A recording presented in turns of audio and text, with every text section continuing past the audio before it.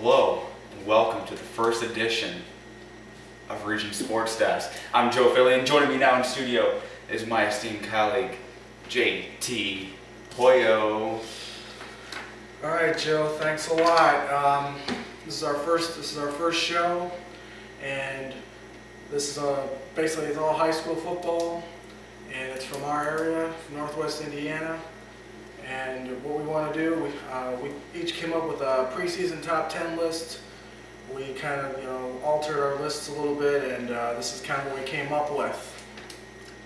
Coming in at number 10, the Maryville Pirates. We know a lot of critics are like that. Yeah, a lot of critics are high. They're high on. They're definitely high on something. I don't understand why. I really don't understand why, but they're going to come in at number 10 on our list. What's number 9? All right, number 9, we got the Morton Governors coming off from Hammond. Put them at number 9 on our list. Some people may be a little high, but we like them right there at the bottom of our top 10. It's a good spot for them. Good place from the start, but we'll see. Maybe ended up finishing higher. Who knows? We'll see what happens in week 1. But number 8, this is a team I'm real high on. I think they're going to do great this year. It's Andrean 59ers. They start off at number 8 on our list. All right, number 7, a team I don't have too much high hopes on is the Brickies of Hober. I'm going to get a lot of boos on that one, but it's true. They're right there at 7, but they're not going to finish in the top 10. Highly doubt it. But number 6, a team that beat them in the playoffs last season. You all know Griffith Panthers. We're going to start them in the middle of the pack, and that's what we're going to do. All right, team coming in number 5. It's led by the greatest coach in the state, I believe. His name is Greg Buzia. Number 5, the Wolves of Michigan City. Number 4, I know you're real high on them.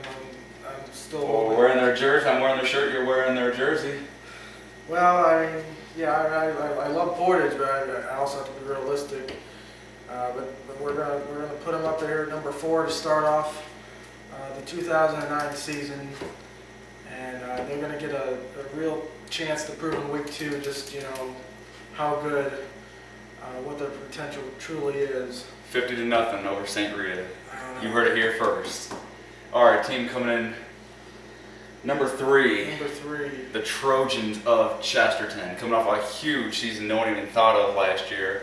Coming in, basically taking the DAC by storm there. 2 big wins over Valpo. Some people may call it upsets, but great defense, great run game. Defense wins championships. Look out for the Trojans this year in 2009. And our number 2 team, they were top 5 4A school last year, got all the way to semi-state before losing. You know them, the Lowell Red Devils. They lost a lot. They lost a lot of players. They got to rebuild, just like most of the NCC does. But I got to keep them up there until proven otherwise, until somebody comes out and beats them. And well, number 1, you all know who number 1 is. It's going to be the Valpo Vikings. Joe. Too much firepower. Joe, can you take the DAC blinders off, please? Oh, I wasn't even aware I was wearing them. Yeah, please. My bad. A little bit bright. I'm sorry. Okay, some other teams, I believe that are right there on the bubble. Call me crazy, but I think Crown Point, they even list down there in the bottom. Crown Point, they look to rebuild. River Fort, I like the Hammond Wildcats too. They got an explosive quarterback. I think they're a real good team to look out for. And bubble teams right there on your top 10. I'd say Munster is going to be close. They had kind of a breakout season. They had a quality one against Griffith last year. Of course, they lose their 2 best players, and they're going to have some, new quarterback, new skill position players got to step up, but they might be able to, sneak up on a couple teams in the NCC this year. So I would say, maybe by the end of the season, they might be able to creep into the top 10. Now, what about a surprise team? You got a surprise team that's really down, like finished way at the bottom. That we could possibly see in maybe entering our top 10 by the end of this season. That's a real hard one. I mean, I would have to go between the first two teams I said. I think what's going to end up happening, I know what your team is, but I think Munster's going to end up probably with about the same record. They're probably going to do about 6-3, about the same as they did last season. But a part of it has to do with, their non-conference schedule. They're going to win their non-conference games, and they're going to beat some of their teams in conference by default. But I think when it all shakes out, they're probably going to end up, close, maybe 9th or 10th, top 10. And you're right, my surprise team it's a big shocker here. Lake Central Blue Indians, all right. They got a freshman phenom, goes by the name of David Yancey. Fast little guy there. So watch out for those Lake Central Indians. They could do something, but chances are they probably won't. Let's give a preview. We got for our first conference, the NCC. Some of the top teams we're looking at. What kind of top teams we're looking at in the NCC? Well, obviously, the number one team's got to be Lowell because they haven't lost a conference game, since 2007.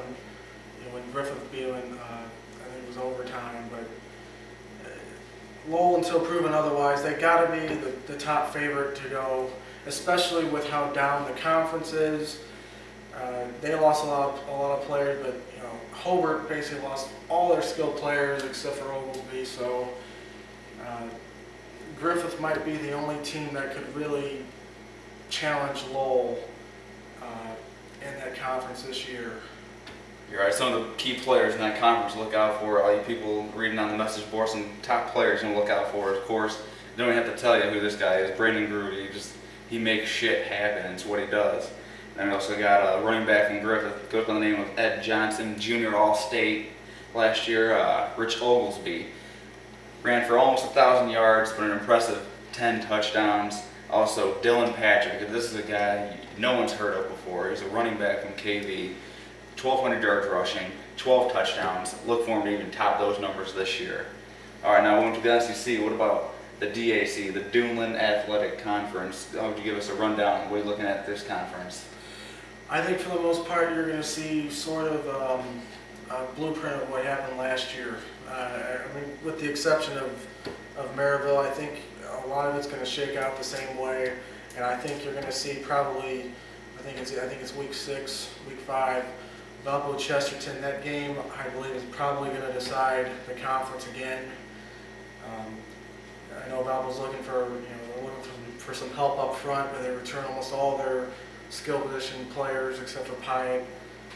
They got a strong run game, and as they proved last week in their scrimmage, they can put the ball through the air too. So I definitely got to put them number one. And Chesterton's probably going to that game. I think that's going to be a hell of a game when they play each other, Valpo and Chesterton. And I know you're real high on Portage. They got to get tough. They got to get tough. That's very bad defensive line. Couldn't stop the run. That's the difference. That's the difference between Valpo, Chesterton, and Portage. It's toughness. If Portage can get some toughness on that defensive line, we got a lot of maybe.